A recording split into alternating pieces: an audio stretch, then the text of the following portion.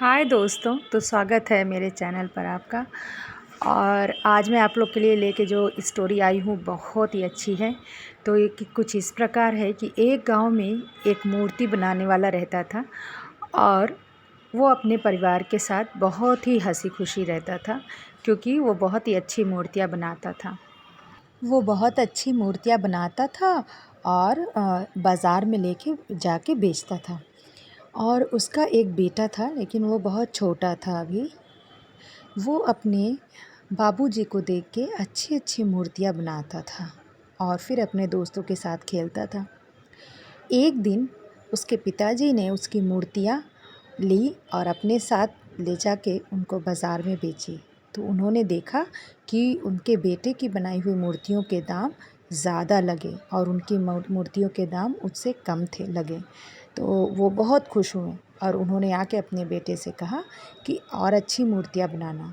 तो उनका बेटा जो भी मूर्ति बना ले, लेकिन उनके पिताजी हमेशा यही बोलते थे, बेटा और अच्छी मूर्तियाँ बनाओ, इसमें ये कमी है, उसमें वो कमी है। तो इस तरह से धीरे धीरे वो बड़ा होने लगा और अच्छा मूर्तिकार बन गया। वो जब भी मूर्तियाँ बनाता तो उसके पिताजी बोलते कि बेटा इसमें ये कमी है, इसको वो ऐसे बनाओ, वैसे कलर करो। तो इस तरीके से धीरे धीरे करके दिन बीतते गए और वो लड़का बड़ा हो गया और उसका विवाह हो गया। तो उनके पिताजी जब भी वो मूर्तियाँ बनाता तो वो इसी तरह की बातें करते, कुछ न कुछ कमियां निकालते रहते।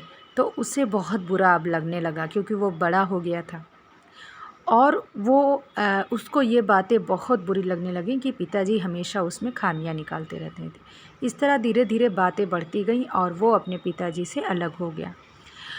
तो जब वो अलग रहने लगा तो वो अपनी अलग से मूर्तियाँ बनाने लगा और बाज़ार में बेचने लगा। तो उसने देखा कि पहले तो उसकी मूर्तियों के दाम कुछ दिन अच्छे मिले और धीरे धीरे करके उसके मूर्तियों के दाम दिन ब दिन घटते जा रहे थे। तो वो बहुत चिंतित हुआ और उसने सोचा कि ऐसा क्या हुआ कि मेरी मूर्तियों के दाम घटते जा रहे हैं, क्योंकि मैंने तो वैसी ही मूर्तियाँ बनाई जैसे कि पिताजी के सामने बनाता था। तो इस तरीके से होते होते कुछ दिन के बाद क्या हुआ कि उसकी आमदनी बहुत कम हो गई और वो बहुत परेशान रहने लगा। फिर एक दिन वो अपने पिताजी से बाज़ार में मिला और अपने पिताजी को सारी बात बताई और बोला कि पिताजी, वही मूर्तियाँ जो आपके सामने बनाता था उसके इतने दाम मिलते थे, लेकिन उन्हीं मूर्तियों के दाम अब कम क्यों हो गए हैं। तो उसकी सारी बातें आराम से सुनने के बाद पिताजी ने कहा कि बेटा, जब भी मैं तुमको कुछ भी बोलता था तो तुमको बुरा लगता था, लेकिन मैं इसीलिए तुम्हें रोक टोक करता था ताकि तुम्हारी गलतियों में सुधार आए। और यही वजह की थी कि तुम्हारी हर मूर्ति में सुधार आता गया और तुम्हारी मूर्तियाँ के दाम जो है अच्छे मिलते रहे। ये बात सुन के लड़का सारी बात समझ गया। उसको ये समझ में आ गया कि बड़ों की जो रोक टोक होती है वो बिना वजह नहीं होती है। तो वो फिर अपने पिताजी के साथ वापस अपने घर चला गया और अपने पिताजी के साथ वापस मूर्तियाँ बनाने लगा और फिर से उसकी मूर्तियों में सुधार आने लगा।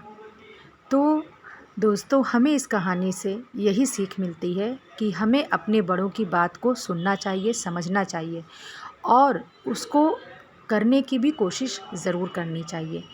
तो दोस्तों, उम्मीद है आपको आज की ये कहानी पसंद आई होगी और इससे आपने छोटी सी ही सही लेकिन कुछ ना कुछ सीख ज़रूर ली होगी।